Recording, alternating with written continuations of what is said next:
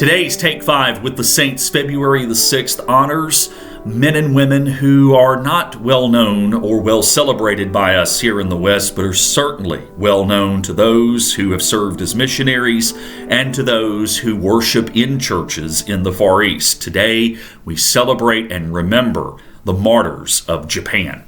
Our scripture reading for today's feast comes out of Lamentations chapter 3, verses 46 through 48 and 52 through 59. All our enemies have opened their mouths against us.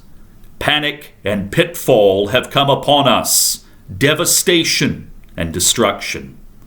My eyes flow with rivers of tears because of the destruction of my people. Those who were my enemies without cause have hunted me like a bird. They flung me alive into a pit and hurled stones on me. Water closed over my head. I said, I am lost. I called on your name, O Lord, from the depths of the pit. You heard my plea.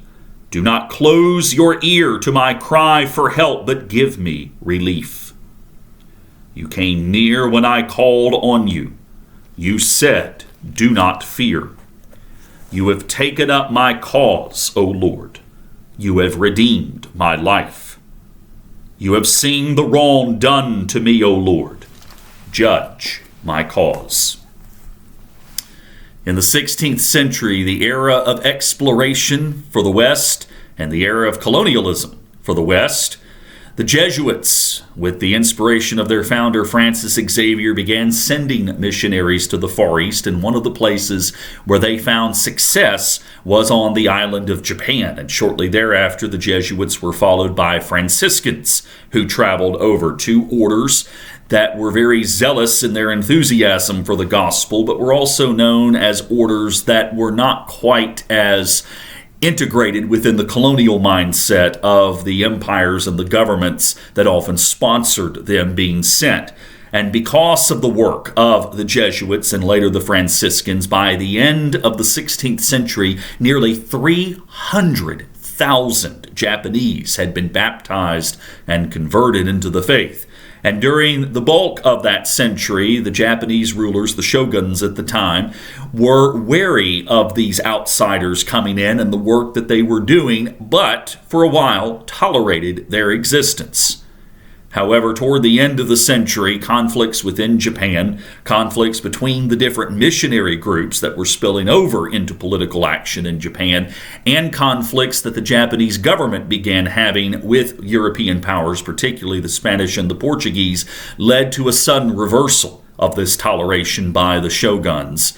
And seemingly without warning, on February 5th, 1597, the very first documented persecutions of Christians took place when 6 Franciscan friars and 20 of their converts were crucified at Nagasaki, obviously infamous for other reasons from World War II. But Nagasaki was the place from which this persecution began to spread. And by 1630, very little of what was the height of Christian existence in Japan was left. The church had been driven underground, and its public existence, at least, was seemingly wiped off the face of the map. Thousands, if not tens of thousands, of Japanese died, and many others either recanted their faith or simply took the church and began celebrating underground.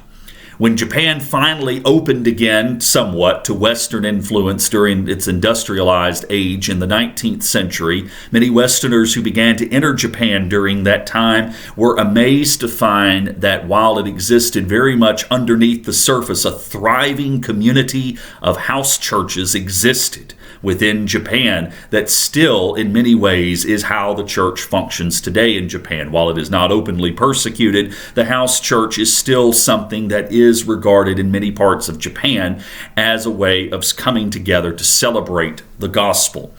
Japanese Christian identity is forever understandably shaped by this persecution on a mass scale of Christians in this early period of the 16th and 17th centuries.